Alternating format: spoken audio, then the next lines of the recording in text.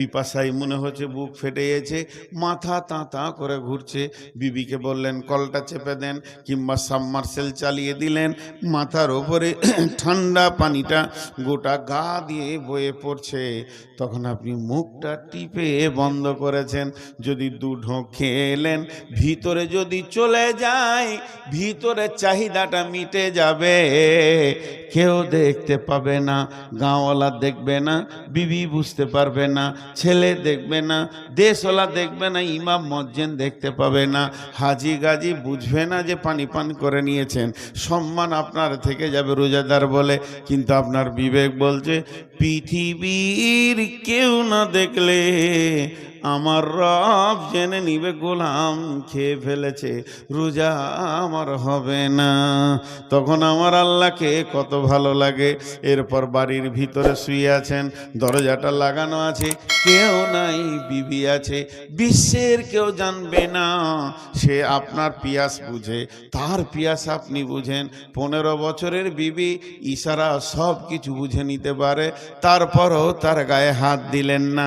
পৃথিবীর কেউ না দেখলে যে রব আমাকে রোজার হুকুম করেছে তার দৃষ্টি আছে, তাহলে সেটাও হলো না। ঘরে বিবি নাই, বাইরে আছে, মা বাপ কেউ নাই, হুড়কাটা লাগিয়ে দিলাম, দরজার ছিটকিনিটা লাগিয়ে দিলাম। আমার চৌকির নিচে আছে খানা, রুটি আছে, মাছ আছে, মাংস আছে, ভাত আছে, ফ্রিজ আছে, কোল্ড ড্রিঙ্কস আছে, ফল আছে, কলা আছে, দই আছে, চিড়ে আছে, ঘরে মালে ভর্তি হয়ে আছে। পেট ভরে খেয়ে যদি আসরের নামাজ পড়তে যায়, পৃথিবীর কেউ জানবে না। শুধু মানুষ খায় না কেন, একমাত্র আল্লাহর ভয়ে খাই না। এর জন্য আল্লাহ তাবারাক ওয়া তাআলা হাদিসে কুদসির মধ্যে বলেছেন, এই হাদিসটা হাদিসে কুদসি, ইয়াকুলুল্লাহু আযজা ওয়া জাল কুল্লু আমালি ইবনে আদম লাহু ইল্লা সিয়াম ফাহুয়া লি আনা আজিজিবি। আল্লাহ তাবারাক ওয়া তাআলা বলছেন, সারা পৃথিবীর যত ইবাদত আছে ইবনে আদম নিজের জন্য করে, কিন্তু যে সিয়াম রাখে সে আমার জন্য রাখে। আর এর আজিজিবি, এর সব থেকে বড় প্রাইজ হলো কি? এর প্রাইজ জান্নাত নয়, এর প্রাইজ জান্নাতুল ফেরদাউস নয়, এর প্রাইজ কিছুই নয়। এর প্রাইজ হচ্ছে আমি আল্লাহ নিজে। কিয়ামতের দিনে আমি রোজাদারদেরকে দেখা করতে যাব এবং বলবো, হাসরবাসী তোমরা যারা রোজা রেখেছ তোমাদের বদলা এসে গেছে। তোমরা যেটাকে পেতে চেয়েছো সে আল্লাহ চলে এসেছে, তোমরা তোমাদের প্রাইজকে গ্রহণ করে নাও। রোজাদারের দুইটি খুশি, একটি খুশি ইফতারে, অপরটি হয় আল্লাহর দিদার রোজ হাসরের প্রান্তরে। কত খুশি রোজাদারের দুইটি খুশি, একটি খুশি ইফতারে, অপরটি হয় আল্লাহর দিদার রোজ হাসরের প্রান্তরে। রোজাদারের দুটি খুশি, একটা হলো ইফতারে। ইফতার যখন খাবেন খুশিটা কি? সারাদিন না খেয়ে প্রথম খাবার মুখে দিচ্ছি, একটা খুশি। নাম্বার দ্বিতীয় খুশি, আমি যে সারাদিন রোজাটা রাখলাম, আল্লাহ আমাকে রাখার তৌফিক দিলেন, আমার আমল নামাতে আজকে একটা রোজার নেকি লেখা হয়ে গেল, এটা একটা আনন্দ। 3 নম্বর ঈদুল ফিতর বলা হয়, ওটা হলো আনন্দের দিন। কেন? আজকে পহেলা সওয়াল, আমার রব আনন্দ দিয়েছে আমাদেরকে, ঈদগাহে গিয়ে আনন্দ করব। আমার 30টা রোজার সবকে লেখা হবে, আমার জীবনের গুনাহ মাফ হলো, আল্লাহ আমাকে মুক্তি দিলেন, আমার শরীরের সমস্ত জঙ্গল ঝরে গেল, আমি সলিড সোনাতে দাঁড়িয়ে গেলাম। আল্লাহ তাবারাক ওয়া তাআলা রোজাদারের সঙ্গে রমজান মাস কিয়ামতের দিন নিজে মোলাকাত করবি। এরপরে আমি একটা হাদিস পড়েছি, জি ভাই, মাঝে একটা ছোট্ট করে কথা বলি। আমার 1 ঘন্টা বকা হলো, আর আধা ঘন্টা দিব আজকের মতো। বারবার পানি পান করছি। আমি চেয়েছিলাম যে 12টার আগে পর্যন্ত দেন। মানুষের একটা ধারণা, এই যে মৌলানা আউয়াল আছে, আমার আগে যিনি বক্তব্য রাখলেন, ভালো মানুষ।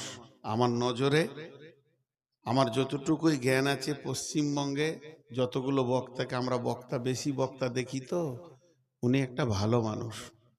এবং ওনার যে ইলমেটা আছে, আমাকে 10 বছর পড়াবে।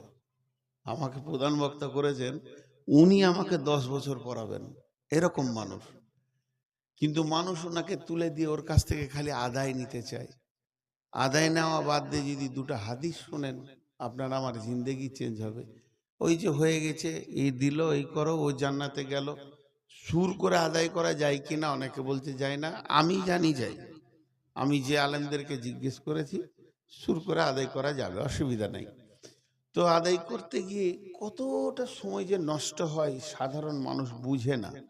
আর আপনার নামটা যদি দুবার নাই বলে চুপচাপ যদি নামিয়ে দেন, জি ভাই, এই টাকাটা ধরেন, এটা একটা টাকা, ওইখান থেকে নিয়ে আসছেন আপনি, টাকাটা আমাকে দিচ্ছেন, দিয়ে বলছেন আমার আব্বা কবরে আছে, দোয়া করে দেন। 100 বার দোয়া চাইবেন, 100 বার, 100 বার, 100 বার, 100 বার, ঠিক আছে, ঠিক আছে, ঠিক আছে, ঠিক আছে, চাওয়া যায়, অসুবিধা নাই। একটা মুসলমানের কাছ থেকে দোয়া চাবেন না তো কি চাইবেন? গালগালের চাইবেন যে আমার খানিক খিস্তি করে দেন? দোয়া চাওয়া যায়। কিন্তু এর থেকে আর এক ধাপ আপারে আছে। কি আপারে আছে বলেন তো? আমার কাছে আপনি একটা মোবাইল কিনতে এসেছেন, বলছি এই মোবাইলটা 40,000, এই মোবাইলটা হচ্ছে 42,000, 2,000 টাকা বেশি, এর থেকে এটা অনেক গুণে ভালো, তো ভালোটাই আপনি নেবেন। দুটোই 40,000, এটা ভালো এটা খারাপ, ভালোটাই আপনি গ্রহণ করবেন। এবার ভালো একটা বলি, চুপচাপ টাকাটা টেবিলে দিয়ে বসে যান। কারণ দোয়া যাকে বলছে, সে আপনার কি দুশ্মন ছিল? আল্লাহর সাথে কি আপনার ঝগড়া হয়ে আছে আমি বলে দিব যে আপনার বাপ জান্নাত যাবে? তার থেকে আপনি টাকা দিয়ে যদি বলেন আল্লাহ আমি 2,000 টাকা দিলাম, আমার আব্বাকে মাফ করে দেন, আল্লাহ বেশি খুশি হবে। আমার গোলাম আমার কাছে চেয়েছে, আমার গোলাম আমার কাছে চেয়েছে, আল্লাহ এটা খুশি হবে, আল্লাহর সাথে আপনার সম্পর্ক জুড়বে। তো ভাই, চুপচাপ দিয়ে দেওয়ার মতো নিয়ামত কিছু নেই। চলেন আমি হাদিসটা নিয়ে একটু ব্যাখ্যা করি। পেছনে একটা লোক বসার জায়গা পায়নি, ওকে কিভাবে জায়গা দেবো? আমার চেয়ারটা দিব নাকি? অনেকক্ষণ দাঁড়িয়ে আছে, আবার বসতে যে দাঁড়িয়ে গেল, মাথাটা কাজ করছে না যে কোথায় এসেছি। অনেকক্ষণ দাঁড়িয়ে আছে, ও সেই হাঁচের টাওয়ারের মতো দাঁড়িয়ে আছে। আর এইদিকে এক মাল দাঁড়িয়ে আছে, ও মালটা যে কোথাকার আল্লাহ তাবারক ওয়া তাআলা জানেন। ওর বংশে কেউ বসে না কোথাও, ওর বাপ বসেনি, ওর দাদা বসেনি, তার বাপ বসেনি, তুই কেন বসবে? দাঁড়িয়ে আছে, খালি গা চুলকাইছে আর দাঁড়িয়ে আছে। আল্লাহু আকবার, আস্তাগফিরুল্লাহ। এখন আপনাদের সামনে হাদিসটা বলছি, শুনেন। বিসমিল্লাহির রহমানির রহিম। মান সামা রমাজানা ঈমানাও ইহতিসাবা গুফিরা লাহু মা তাকাদ্দামা মিন জামবি ওমান কামা কিয়ামাল লাইলি ওমান কামা কিয়ামাল লাইলাতুল কদরি ঈমানাও ওয়া ইহতিসাবা গুফিরা লাহু মা তাকাদ্দামা মিন জামবি। আমার কথাটা বোঝার চেষ্টা করেন। আল্লাহ রসুলের হাদিসটা টু দি পয়েন্ট আপনাদেরকে আগে তর্জমাটা শোনাই। বিশ্বনবী বলছেন, যে ঈমান ইহতেসাবের সঙ্গে 30টা রোজাকে রেখে নিল বা 29টা, তার বিগত জীবনের অনেক গুনাহ মাফ হয়ে যাবে। কোন কোন মুফাসসিরিন বলছেন সমস্ত গুনাহ মাফ হয়ে যাবে। আর কি বললো? কিয়ামাল লাইলি বলতে মানে তারাবি যে পড়লো 8 রাকাত, প্রতিদিন কামাই করলো না, কোয়ান্টিটি রেখে দিল। আর কিয়ামত লাইলাতুল কদরে, লাইলাতুল কদর গুলোকে যে জাগলো, আল্লাহ নবী বলছেন গুফিরা লাহু মা তাকাদ্দামা মিন জামবি, তার পূর্বে যত গুনাহ আছে সব মাফ হয়ে যাবে। আবার কারো কারো সব নয়, মিন জামবি বলতে অনেক গুনাহ মাফ হয়ে যাবে। এখন সহজ ভাষাতে দুটি কথা বলি। রবিবার থেকে রোজা শুরু, যেদিন রোজা শেষ হবে ঈদের নামাজ পড়ে নিব, গোটা মাসটা রোজা রেখে নিব, জীবনের গুনাহ মাফ। আলহামদুলিল্লাহ বলতে ইচ্ছা করলো না? দেখেন কত খুশি হয়ে গেছেন আপনারা। আমি আর একবার বলছি, কে বিড়ি ধরিয়ে দিয়েছে, বিড়ির গন্ধ আমি নিতে পারি না। আরে সুবহানাল্লাহ, পেছনেই কেউ বিড়ি ধরিয়েছে। ভাই যে বিড়ি খেয়েছিস বিড়িটা ফেল, আল্লাহ তোকে তৌফিক দেখ, জাহান্নামে গিয়ে বসে খাবি, ওখানে আগুনও পাবি বিড়িও পাবি। বিড়িটা ফেল। তোকে এখন বিড়ি খেতে মন গেল? ছি ছি ছি না, এখনো গন্ধ যেত না। এ ব্যাগ কার? আও বলে রেখে দিয়ে চলে গেছে নাকি? ভালো হলো, আমি একটা ব্যাগ পেয়ে নিয়েছি। হ্যাঁ না, বিড়ির গন্ধ একদম নিতে পারি না, এত কষ্ট হয়। এবার এখানে একটা যুক্তি কথা বলছি, রোজাতে গুনাহ মাফ, ঠিক আছে না? আর আল্লাহ রসুল বলেছেন, হাদিসটা বুখারী মুসলিমের হাদিস, পৃথিবীর কারো কাটার ক্ষমতা নাই, কোনো মুফাসির, কোনো মৌলানা, কোনো মুফতি, কোনো বক্তা কাটতে পারবে না, এটাই হাদিস, এটাই ঠিক। তাহলে সারা বছর আর নামাজ পড়ে কি হবে? চালাও, চুরি করো, বাটপাড়ি করো, বেঈমানি করো, লুচ্চামি করো, রান্ডিগিরি করো, বেশ্যাগিরি করো, আর যেখানে পাবে ডাকাতি করো, সুদ খাও, লুটে লাও, লুটেরাও হয়ে যাও, যা পারবে তাই করো।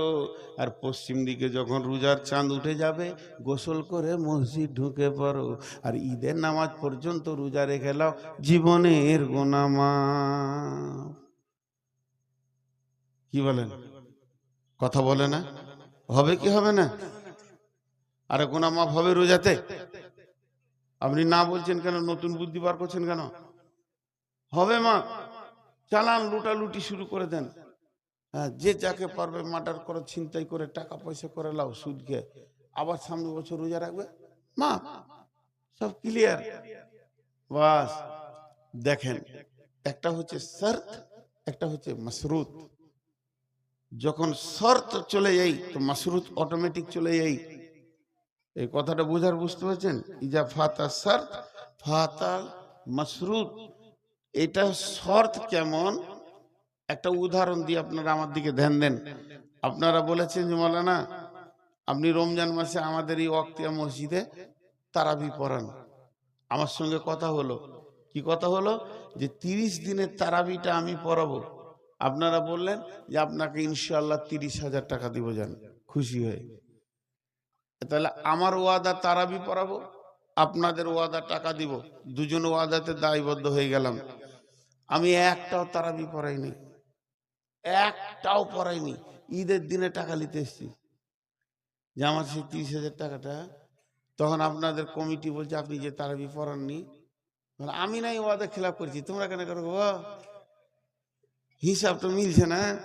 আমি নাই বেঈমান হলাম তো তুমিও বেঈমান হয়ে যাবে আমার দেখা দেখে। তোমরা ইমানদার থাকো, টাকা দাও। আচ্ছা হবে? বলেন হবে?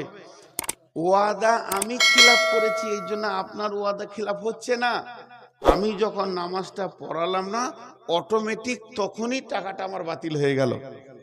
ওই নামাজের ওপরে শর্ত ছিল, তেমনি রোজার দুটি শর্ত আছে, এটা আমরা খেয়াল করি না। আল্লাহ রসুলের ভাষাটা দেখেন, দুটি শর্ত আছে। বিসমিল্লাহির রহমানির রহিম, আমার আঙ্গুলের দিকে তাকান, হাতের দিকে। মানসামা রমাজানা ঈমানাও, একটা শর্ত হলো ওয়াহিতেসাবা, এই দুটি শর্তের পরে নবীজি বলছেন গুফিরা লাহু মা তাকাদ্দামা মিন জামবি। যার রোজাতে ঈমান থাকবে, ইহতিসাব থাকবে, ওই রোজাটাতে গুনাহ মাফ হয়ে যাবে। এটা কি বলেন? কি পানি? আপনারা বললেন পানি, আমি মুখে দিচ্ছি, আমি জানি এটা পানি নাকি। এটা যদি আমি বলি শরবত, তাহলে আপনারা চোখে দেখতে পেয়েছেন না, কিন্তু চিনি মিশানো আছে। কথাটা বোঝাতে পারলাম? চোখে দেখতে পেয়েছেন না, কিন্তু চিনি মিশানো আছে। তা ওই রকম ধরনের রোজাতে দুইটা জিনিস মিশানো থাকবে, তবেই তার নাম রোজা হবে। যে জিনিসের দুটো জিনিস নাই, যে পানিতে চিনি নাই, লেবুর রস নাই, ওটা শরবতই নয়, ওটা শরবতই নয়, ওটা শরবতই নয়। যে রোজাতে দুটো জিনিস নাই, যে রোজাতে দুটো জিনিস নাই, যে রোজাতে দুটো জিনিস নাই, ওটা রোজাই নয়, ওটা রোজাই নয়, ওটা রোজাই নয়। কথাটা বোঝাতে পারলাম? এবার সেই দুটো জিনিস শুনেলেন, একটা হলো ঈমান, একটা কি হলো? ঈমান। আমরা সকলে বলি একটা কি হলো? ঈমান। সেই ঈমানটা কেমন?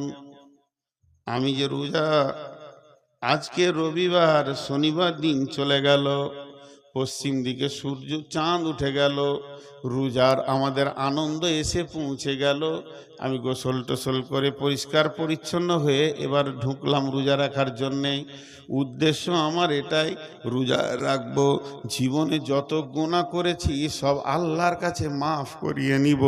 এই উদ্দেশ্যে আমি মসজিদে ঢুকে গেলাম। এবার আমি মাগরিব পড়লাম, আমি তারাবি সালাত পড়লাম, আমি বাড়িতে গিয়ে রেস্ট করলাম, আমার বিবি ভোরে উঠিয়ে দিল, আমি সাহারি ভাত খেয়ে নিলাম, আর আমি কিছু খেলাম না, মসজিদে ফজর পড়লাম, ঘুরছি ফিরছি, আমি রোজাদার, আমার গুনাহ মাফ হবে, এই নিয়তে রোজা শুরু করেছি। এখানে ঈমানটা কি?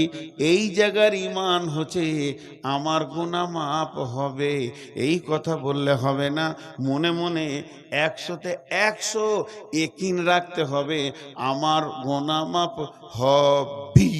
কার হলো না হলো আমার দেখার দরকার নাই, আমারটা মাপ হবে। 100% ইয়াকিন রাখতে হবে আল্লাহর উপরে, বিশ্বাস রাখতে হবে আল্লাহর উপরে। হাদিসে কুদসির মধ্যে আছে, আল্লাহ তাবারক ওয়া তাআলা বলেন, তার সঙ্গে মানুষ যেমন ধারণা রাখবে, আল্লাহ তার সঙ্গে সেরকম ব্যবহার করবে। কেউ যদি ধারণা করে আল্লাহ মাফ করতেও পারে, নাও পারে। কেউ ধারণা করছে আল্লাহ আমার গুনাহ মাফ করবে না, কেউ ধারণা করছে আমি যত বড়ই গুনাহ করি না কেন আমার রব আমাকে মাফ করবে। তো যে যেমন ধারণা করবে, এখানকার ধারণা হলো, এখানকার ঈমান হলো আমার গুনাহ মাফ হবে 100%। এই ঈমানে কমতি রাখলে চলবে না। আজ থেকে 20-25 বছর আগে আমাদের নামাজের শেষে সব হাত তুলে দোয়া করতাম না ভাই?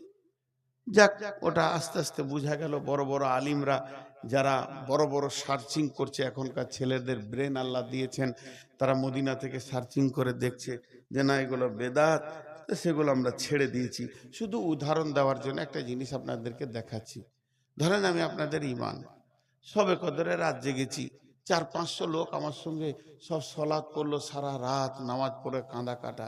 এখন ছেলেরা এসে বলছে হুজুর একটু দোয়া করেন, ফজরের আর মাত্র 5 মিনিট আছে, সাহারি খেতে যাওয়া, একটু দোয়া করেন। তো কাঁদছি আমরা, মসজিদে আলোগুলোকে নিভিয়ে দিয়ে আঁধার করে দোয়া শুরু করেছি। উদাহরণ দিচ্ছি, না আমি খুব জোরে জোরে দোয়া করছি, আল্লাহ তুমি মাফ করে দাও, এ আল্লাহ তুমি ক্ষমা করে দাও, এ আল্লাহ আমি চুরি করেছি, জেনা করেছি, ব্যভিচার করেছি, মদ খেয়েছি, আল্লাহ তুমি মাফ করে দাও, আমার মতো বড় সুদখোর কেউ নাই, আল্লাহ তুমি মাফ করে দাও, তুমি তো মাফ করবেই, এর জন্য রহমতের মাস দিয়েছো। আমার সামনে ইমাম সাহেব কাঁদছে, মজ্জেন কাঁদছে, অঝর নয়নে কাঁদছে, হাজি গাজী মাস্টার ডাক্তার সবাই যেন ডুকরে ডুকরে কাঁদছে, আর মনে মনে ভাবছে আল্লাহ মাফ হয়ে যাবে, আল্লাহ তুমি মাফ করে দাও, মাফ হবেই হবে। এরই ভিতরে একজন আমার সামনে বসে রয়েছে, হাতটা এমনি করে ধরে যাওয়া, খালি মাঝে মাঝে বলছে আয় আয়, ওর মনটা বলছে মাফ হতেও পারে নাও পারে। এর নাম ঈমান লয়, এর নাম ঈমান লয়। কথা বুঝতে পারলেন? আজ কি সুগারের চাপটা খুব বেশি হয়েছে, এর নাম ইমান লয়। এটা হলো ফাজলামা করা, এহতেসাব। দ্বিতীয় নম্বর শর্ত হলো এহতেসাব বামানা ইখতিলাস। এইখানটা তোমার কেউ দেখতে পাবে না, তুমি ছাড়া, তোমার আল্লাহ ছাড়া কেউ বুঝবে না। আমার হৃদয়ে কি আছে পৃথিবীর কারো বোঝার ক্ষমতা নাই। এই জায়গাটা আমার মাবুদের সঙ্গে সম্পর্ক। তুমি তোমার হৃদয়কে একবার জিজ্ঞেস করো, তুমি কেন রোজা রেখেছ? টিউ দেখেছেন? বাইসাইকেলের টিউ দেখেছেন?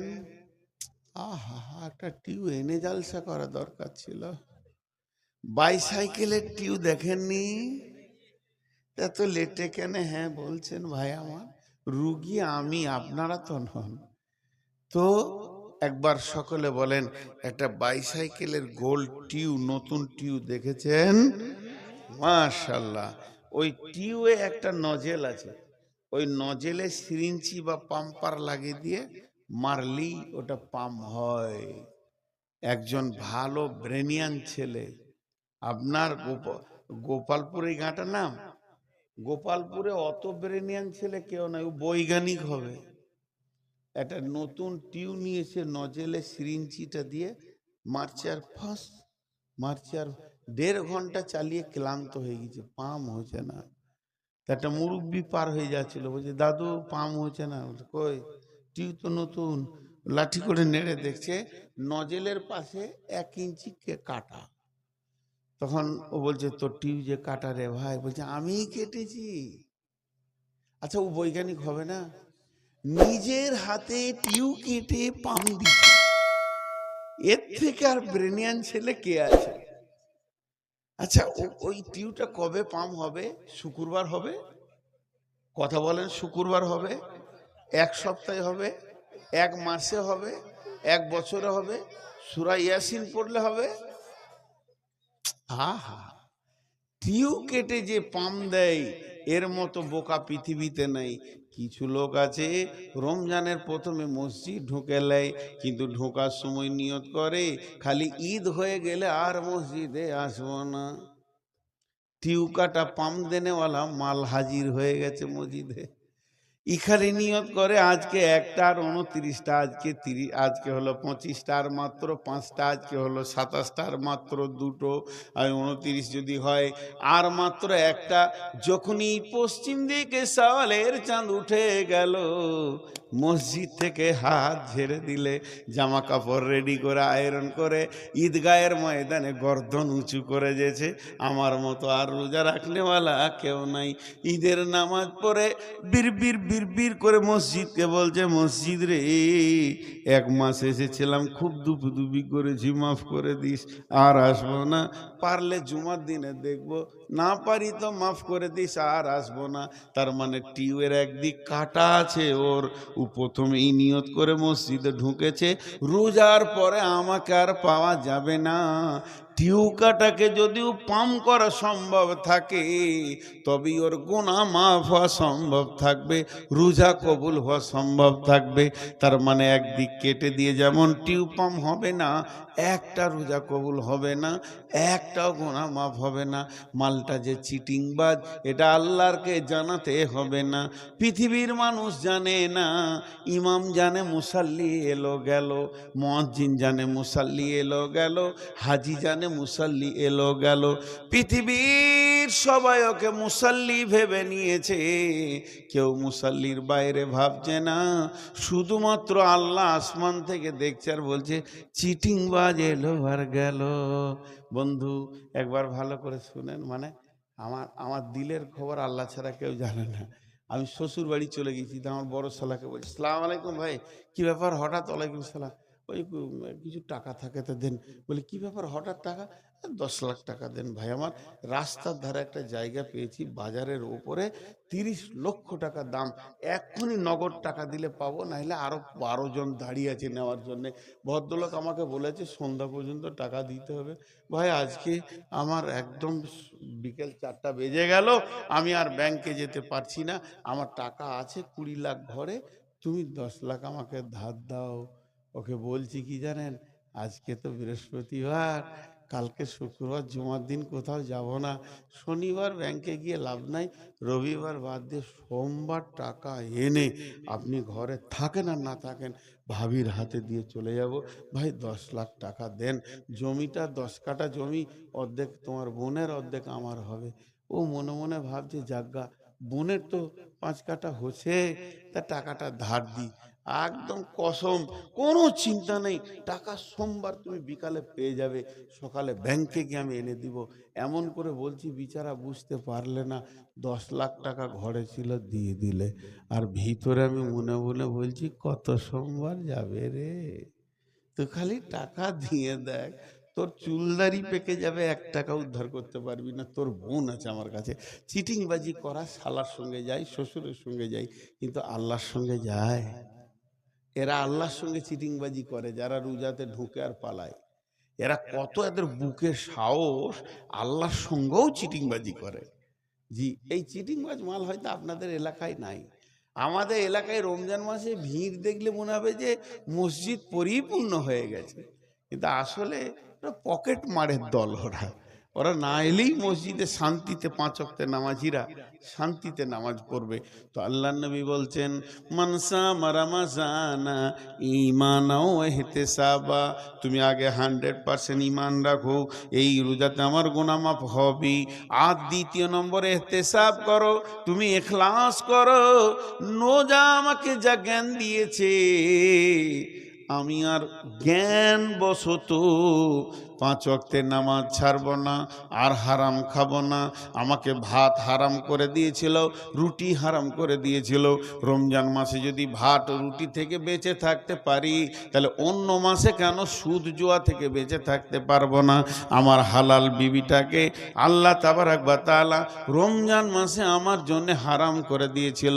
নিজের পরিচিত বিবিটা থেকে যদি বেঁচে থাকতে পারি, রমজান পার হয়ে গেলে পরের মেয়ের কাপড় ধরে টেনে লাভ হবে না।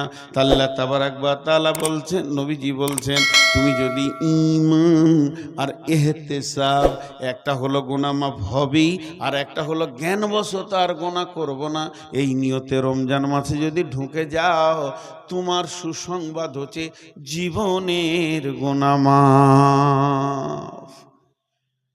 ভাইয়া, আপনারা যেভাবে বসে আছেন, তাতে আমাকে আরো চালাতে হয়। কিন্তু গত পরশুদিন, কালকে জালসা ছিল না, বকতে বকতে মাথাটা দুবার ঘুরে গেছে। এই সপ্তাহতেই সুগারের চাপটা বেশি, যে এটা আল্লাহ দেওয়া, বাস আল্লাহ দিয়েছেন, শরীরে আছে।